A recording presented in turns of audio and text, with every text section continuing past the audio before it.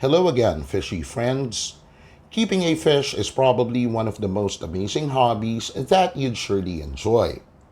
Just imagine after a tiring day at the office, you come home and sit in your living room while watching colorful and beautiful fishes swim across all sides of your fish tank. It'll surely be an ideal way to relax. But apart from the relaxing view a fish tank provides, as owners, we have the responsibility of maintaining a healthy fish environment for our lovely pets. That is why we plan carefully on the must-dos of fish keeping. We often seek advice from fellow fish keepers, read articles about fish care, and even do our own research on the internet. When you browse on the internet, you'd find tons of information about fish care. However, the more sites you visit, the more you get overwhelmed because almost all of them have different views on how to properly take care of a pet fish. So don't you wish fish keeping was a lot easier? That is the reason I made this video. Let us try to make fish keeping simple by remembering 4 basic things in order to maintain a healthy fish tank and at the same time make fish keeping a relaxing hobby. First up is having a good filtration system.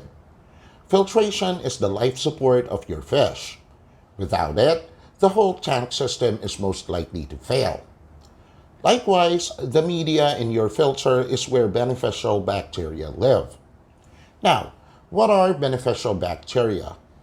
I discussed this in my other video entitled Fish Friendly Tank vs Fully Cycled Tank, but to give you an idea, beneficial bacteria are responsible in fighting against impurities that are present in the tank. How do I know if I am using the right filtration for my fish tank? Again, if you search on the internet, you'll find different types of filtration and media, all of which claiming high effectiveness. While this might be true, do your research a little further by first finding the correct filter type that would suit the size of your tank and the number of fish in it. For example, my tank is 327 gallons, 7 feet long, 2.5 feet wide, and 2.5 feet tall, and at present houses 14 mid-sized discus fish, 5 young altum angelfish, and 7 corridoras. So I have to consider these factors for an efficient filtration system. For this tank, I am running a sump that is 66.5 by 18 by 18 inches with a total water volume of 93 gallons. Meanwhile, in my other tank that is 5 by 2 by 2 feet with my adult mating pair arowanas, I am using a 5 feet 4-layer trickle filter. My arowana tank seem over-filtered because it only has 2 fish in it, but they are much bigger than the fish I have in my other tank, so they produce more waste than the smaller fishes. Plus, the water volume of my 5 by 2 by 2 tank is way less than my main tanks, so I had to compensate it with a good-sized filter system. Anyway, overfiltration causes more good and virtually no harm to our fish. So again, choosing the right size and the right type of filter is crucial in having a good filtration system. Now, after choosing the right type and size of filter to use, find filter media that has very good reputation and reviews from users.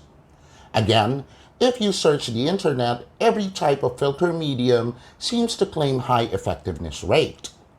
We all know this old marketing strategy, right? So ask around, ask fellow fish keepers, or at least read the review section. Now, just to give you an idea, my main tank's sump filter has 5 chambers. In the first chamber is where my mechanical filtration is. Japanese mats, coarse black foam, and filter wool are my choices to use.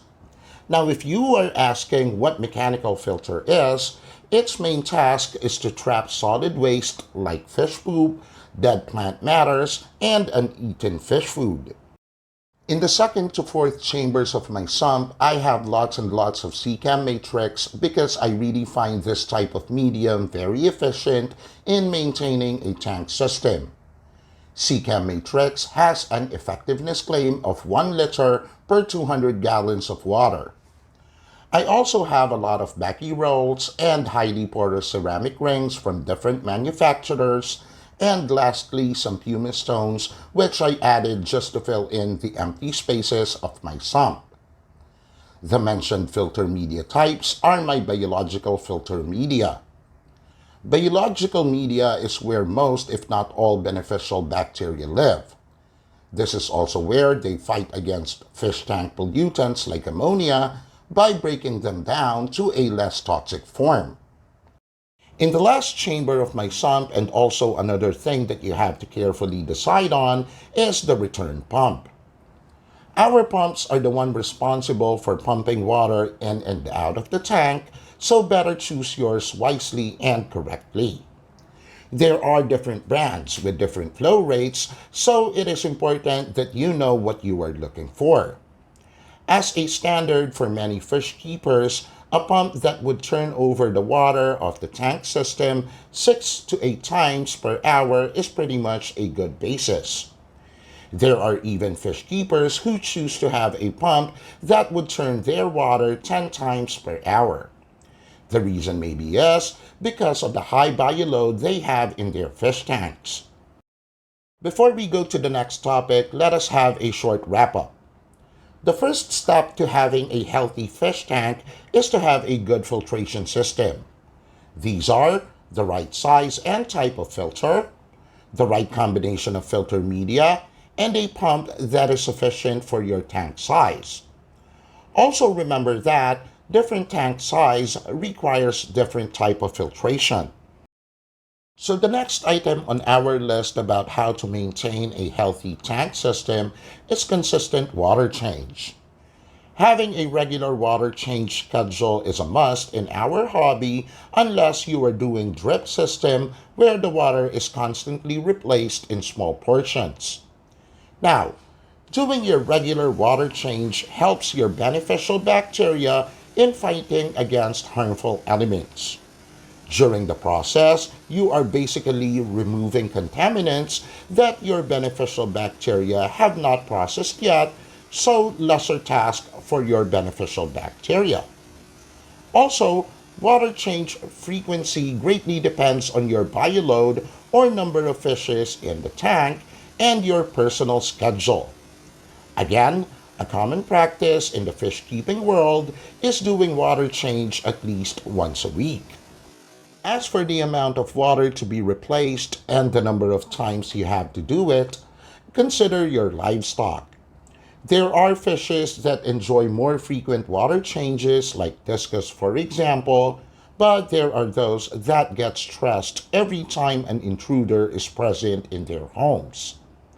In this case, less frequent water changes may be required. So the once a week water change is for me the most ideal schedule. Now, for the amount of water to be replaced, you do not need to change all the water in the tank every time you perform this process.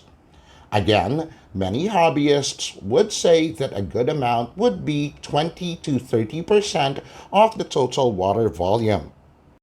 However, the type and the number of fish should again be taken into consideration. What I mean is, like our discus fish example, they enjoy more frequent water changes and even in big amounts. There are also tanks that house big fishes that poop a great deal, so more water has to be replaced. Finally, for the water that you will use to fill in the discarded tank water, it is always best to use aged or stock water. This way, we are sure that chlorine, the primary enemy of our fish, has been removed during the process of aging. Putting water in a container and leaving it for at least 24 hours is a good way of aging water. So guys, these are the first two things we must do to keep our fish healthy. Stay tuned for the second part of the video in which we will cover the two other things that we must do to maintain a healthy fish tank. If you found the video informative, please click on like and please subscribe to my channel. For suggestions, comments, and feedback, you may use the comment section, and to get updates on my latest fishy videos, kindly turn on the notification bell. Happy fish keeping, everyone!